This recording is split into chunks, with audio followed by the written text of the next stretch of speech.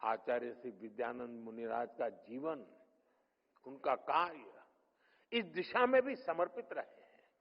उन्होंने वचनामृत आंदोलन चलाया, जिसमें जैन ग्रंथों को आम बोलचाल की भाषा में प्रस्तुत किया गया। उन्होंने भजन संगीत के जरिए धर्म के गहरे विषयों को भी सरल से सरल भाषा में लोगों के लिए सुलभ बना दिया। अब हम अमर भय न मरेंगे, अब हम अमर भय न मरेंगे, तन कारण मिथ्यात दियो तज, क्यों करी देह धरेंगे।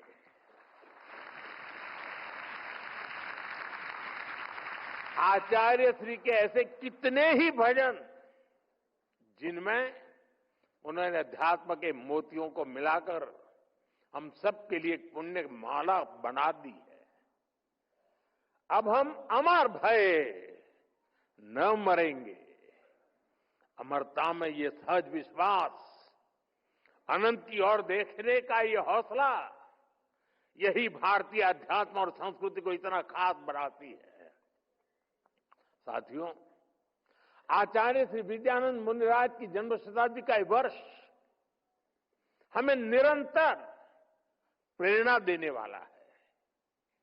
हमें आचार्य श्री के आध्यात्मिक वचनों को अपने जीवन में आत्मसात तो करना ही है। समाज और राष्ट्र के लिए उनके कार्यों को हम आगे बढ़ाएं, ये भी तो हमारा दायित्व है।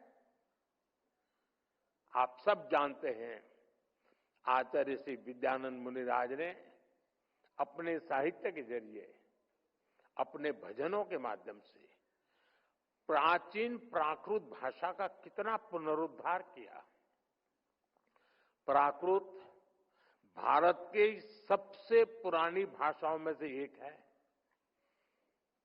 ये भगवान महावीर के उपदेशों की भाषा है। इसी भाषा में पूरा मूल जैन आगम रचा गया, लेकिन अपनी संस्कृति की उपेक्षा करने वालों के कारण ये भाषा सामान्य प्रयोग से बाहर होने लगी थी। हमने आचार्य श्री जैसे संतों के प्रयासों को देश का प्रयास बनाया। पिछले साल अक्टूबर में हमारी सरकार ने प्राकृत को शास्त्रीय भाषा का दर्जा दिया, और अभी पूज्य आचार्य जी ने उसका जिक्र भी किया। हम भारत की प्राचीन पांडुलिपियों को डिजिटाइज करने का अभियान भी चला रहे हैं। इसमें बहुत बड़ी मात्रा में जैन धर्म ग्रंथों और आचार्यों से जुड़ी पांडुलिपियां शामिल है। और अभी जैसा आपने कहा, 50,000 से ज्यादा पांडुलिपियों के विषय में हमारे सचिव महोदय यहां बैठे हैं, वो आपके पीछे पड़ जाएंगे।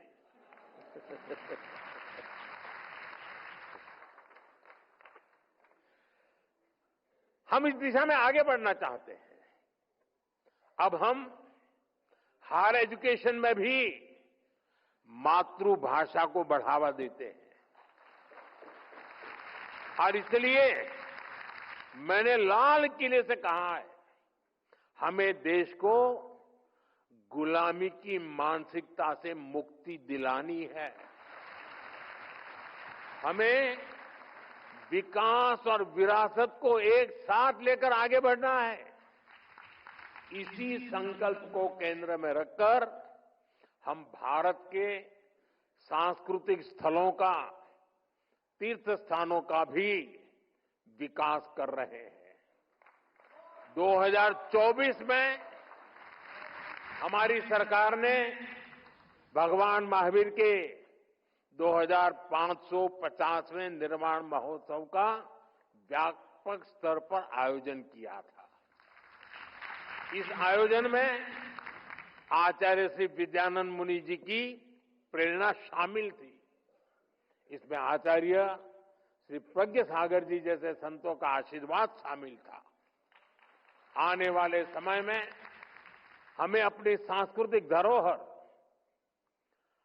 और उसे और समृद्ध बनाने के लिए ऐसे ही बड़े कार्यक्रमों को निरंतर करते रहना है। इसी कार्यक्रम की तरह ही हमारे ये सारे प्रयास जन भागीदारी की भावना से होंगे।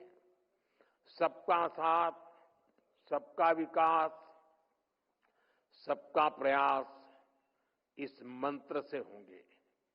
साथियों, आज मैं आपके बीच आया हूं तो नवकार महामंत्र दिवस की स्मृति आना भी स्वाभाविक है। उस दिन हमने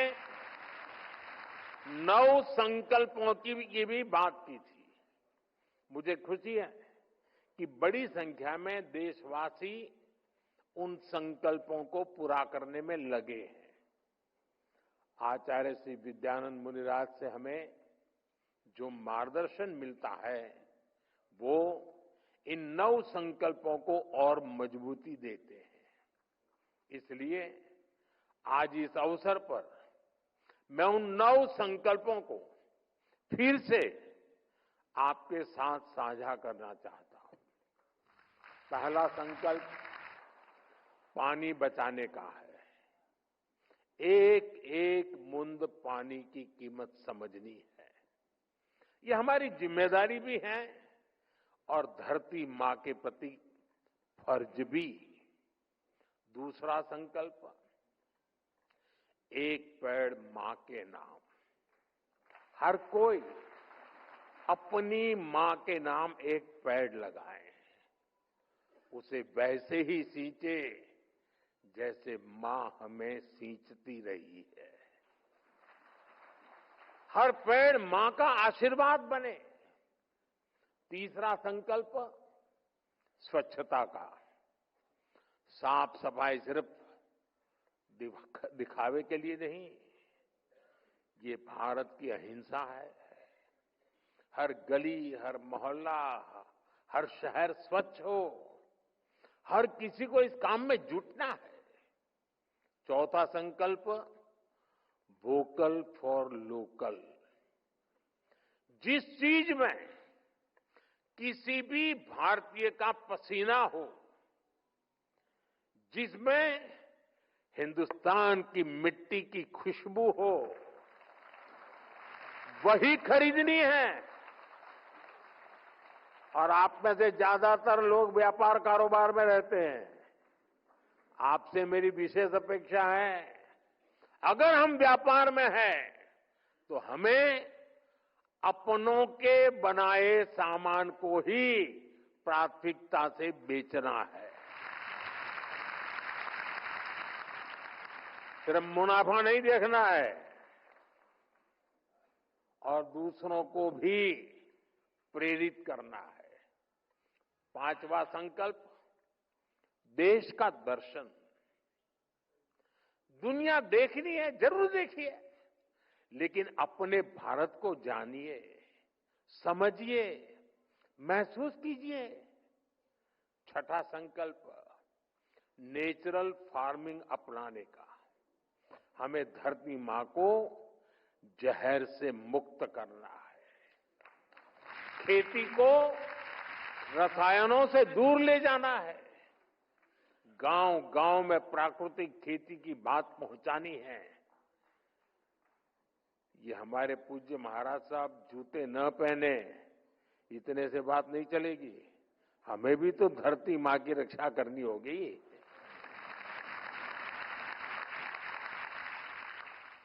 सातवां संकल्प, हेल्दी लाइफस्टाइल का। जो खाएं, सोचकर खाएं। भारत की पारंपरिक थाली में श्री अन्न हो। हमें भोजन में कम से कम 10% तेल भी कम करना है। इससे मोटापा भी जाएगा और जीवन में ऊर्जा भी आएगी। आठवां संकल्प योग और खेल का है। खेल और योग दोनों को दैनिक जीवन का हिस्सा बनाना है। नवा संकल्प गरीब की मदद करना, किसी गरीब की हैंड होल्डिंग करना, उसे गरीबी से निकलने में मदद करना, यही असली सेवा है। मुझे विश्वास है हम इन 9 संकल्पों पर काम करेंगे तो आचार्य श्री विद्यानंद जी, मुनिराज जी को और उनकी शिक्षाओं को भी ज्यादा सशक्त करेंगे। साथियों, भारत की चेतना को, हमारे संतों के अनुभवों को लेकर हमने देश के लिए अमृतकाल का विजन सामने रखा है। आज 140 करोड़ देशवासी देश के अमृत संकल्पों को पूरा करते हुए विकसित भारत के निर्माण में जुटे हैं। विकसित भारत के इस सपने का मतलब है हर देशवासी के सपनों को पूरा करना। यही आचार्य श्री विद्यानंद जी मुनिराज जी ने हमें प्रेरणा दी है। उनके दिखाए प्रेरणा पथ पर चलना, उनकी शिक्षाओं को आत्मसात करना, राष्ट्र निर्माण को अपने जीवन का पहला ध्येय बना लेना, ये हम सबकी जिम्मेदारी है। मुझे विश्वास है आज इस पवित्र अवसर की ऊर्जा हमारे इन संकल्पों को सशक्त बनाएगी। और अभी प्रज्ञा महाराज साहब ने कहा कि जो हमें छेड़ेगा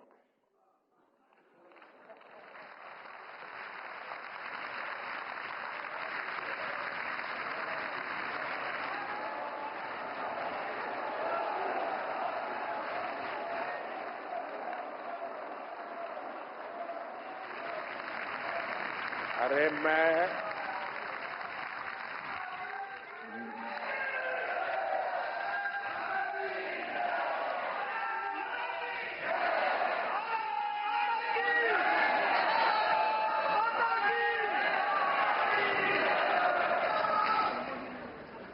जैनियों के कार्यक्रम में हूं।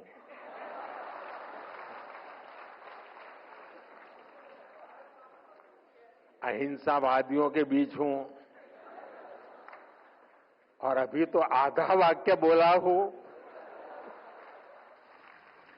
और आपने पूरा कर दिया। कहने का तात्पर्य यह है कि भले शब्दों में नहीं कहा, शायद आप ऑपरेशन सिंदूर को आशीर्वाद दे रहे थे।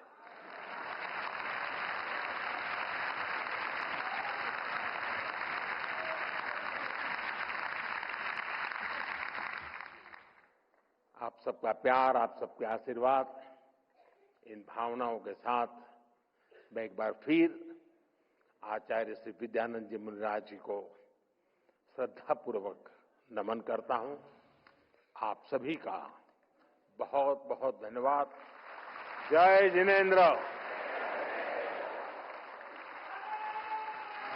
देवी सज्जनों, आइए हम सब अपने स्थान पर खड़े होकर हृदय से आभार व्यक्त करें इस देश के यशस्वी प्रधानमंत्री माननीय श्री नरेंद्र मोदी जी का, उनके इस भावपूर्ण और प्रेरक उद्बोधन के लिए। जैन संत परंपरा के प्रति आपकी आस्था और समर्पण हम सबको सदैव अभिभूत करती है माननीय प्रधानमंत्री महोदय। पूरी जैन परंपरा, जैन समाज इसमें आपके लिए कृतज्ञता का भाव सदैव अपने मन में रखता है और आपके प्रति अपनी इस आस्था को सदैव हम प्रकट भी इसी रूप में करते हैं।